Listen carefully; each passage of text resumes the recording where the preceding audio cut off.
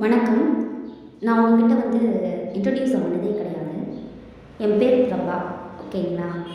இந்த வீடியோவில் நம்ம அந்த 50 நாள் படித்து முடிச்சிட முடியுமா அப்படிங்கிறத பற்றி பேசுகிறதில்ல. நம்ம தாட் எப்படி வச்சுக்கணும் அப்படிங்கிறத பற்றி பேசுகிறேன். பாருங்கள், நமக்கு எவ்வளோ நாட்கள் இருக்குது அப்படிங்கிறத நம்ம ஃபஸ்ட்டு பார்க்கணும்.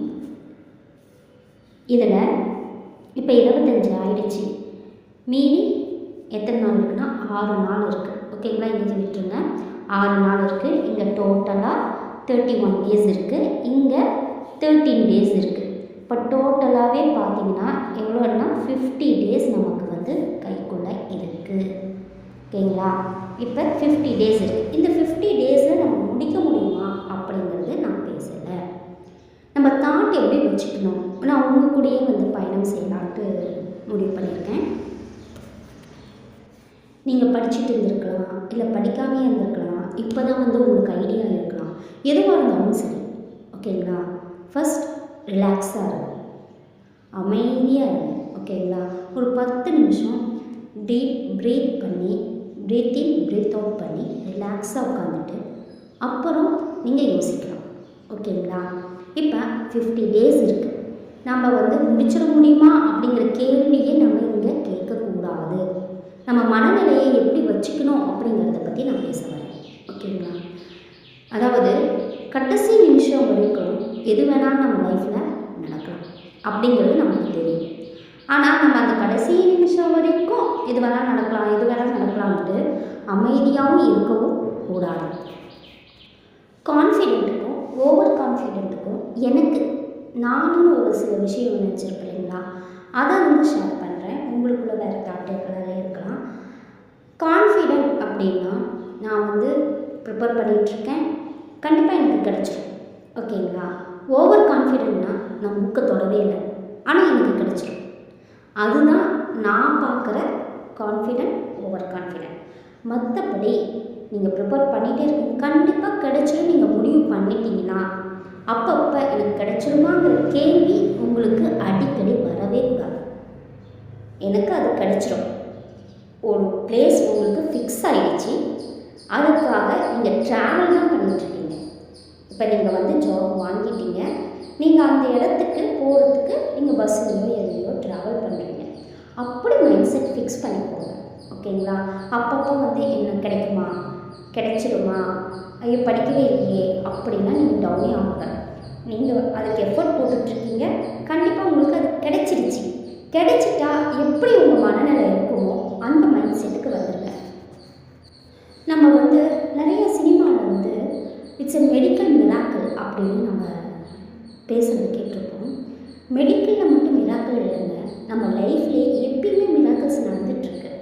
ஆனால் நாம் அதை உணரதில்லை. எதனால நம்ம அந்த மிராக்கிள்ஸை உணரதில்லை அப்படின்னு நம்ம பார்த்தோம்னா, அதாவது நம்ம ஒரு விஷயத்தை ஆசைப்படுறோம், அது நமக்கு கிடைச்சிரும் நம்பிக்கை இருக்கும். அப்போ ஹை பிச்சில் நம்ம தாட் இருக்கும். ஆனால் நடுவில் என்ன ஆகிடும்னா, கிடைச்சிருமா அப்படிங்கிற நடுவில் அடிக்கடி அந்த கேள்விக்குறிகள் வரும்.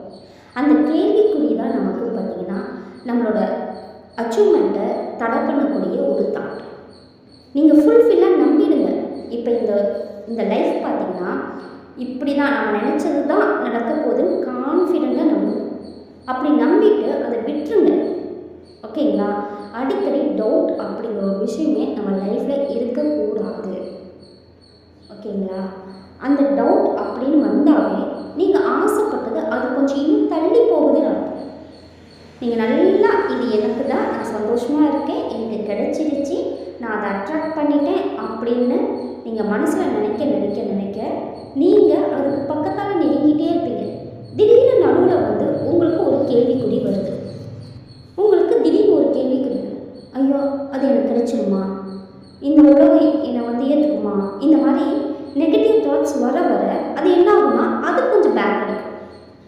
உங்கள் வரதை டிஸ்டன்ஸ் பண்ணும். அதனால் நீங்கள் ஃபஸ்ட்டு உங்கள் மனசை ரிலாக்ஸ் பண்ணிக்கோங்க. அது உங்களுக்கு தான், அது உங்களுக்கு கிடைச்சிடுச்சு. கிடைச்சிட்டா நீங்கள் ஹாப்பியாக இருக்கிறத பற்றி நான் பேசுகிறேன்.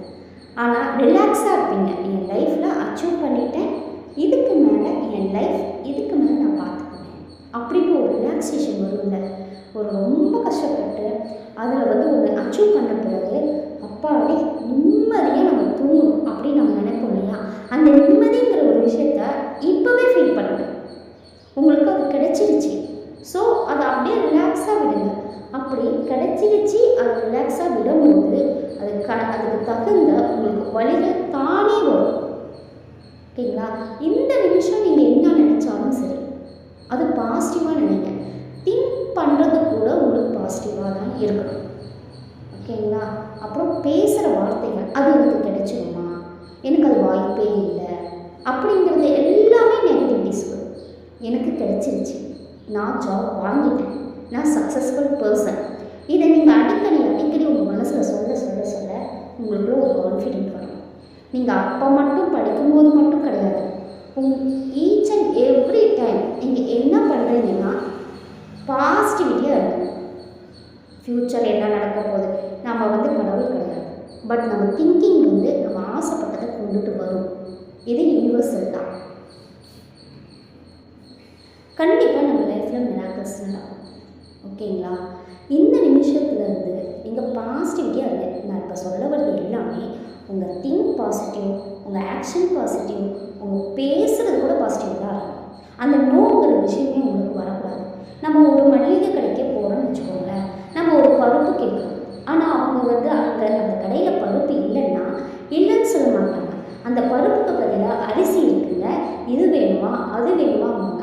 ஏன்னா அந்த வார்த்தைக்கு அவ்வளோ பலம் இருக்குது. நம்ம அங்கே இல்லைன்னு நம்ம சொல்லும் போது அந்த இடத்துல இல்லாமையே போகிறதுக்கு வாய்ப்புகள் இருக்குது. வாய்ப்புகள் இல்லை, அப்படி தான் நடக்கும்.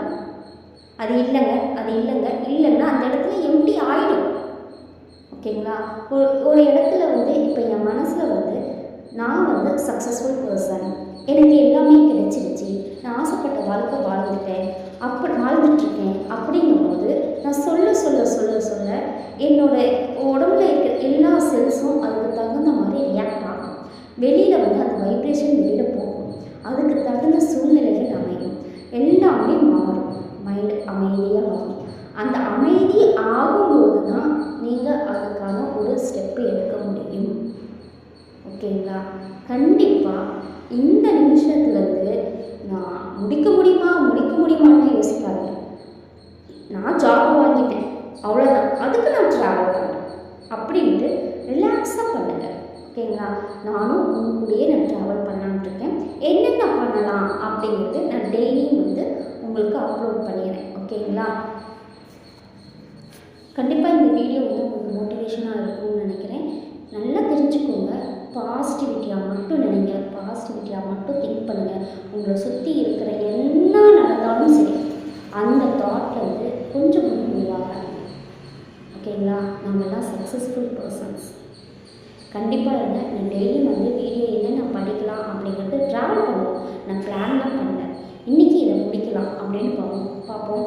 நம்ம எக்ஸாம் வரைக்கும் என்ன முடிச்சிருக்கோமோ அதை அப்ளை பண்ணுவோம். நமக்கு என்ன ரிசல்ட், பாசிட்டிவாக ரிசல்ட். நம்ம ஏன்னா நமக்கு ஜாப் கிடச்சிருச்சு. ஓகேங்களா? ப்ரிலிமில் நம்ம கிளியர் பண்ணிட்டோம் அப்படிங்கிற நோக்கம் கிடச்சிருச்சு. நம்ம அதை ட்ராவல் தான் பண்ணுவோம். ஓகேங்களா? நான் சொல்கிறேன், நம்ம படிக்கலாம். ஓகேங்களா? தேங்க்யூ. கண்டிப்பாக இந்த வீடியோ உங்களுக்கு பிடிச்சிருக்குன்னு நினைக்கிறேன். பிடிச்சிருந்தால் லைக் பண்ணுங்கள், சப்ஸ்கிரைப் பண்ணுங்கள், ஷேர் பண்ணுங்கள். நம்ம நெக்ஸ்ட் வீடியோவில் நம்ம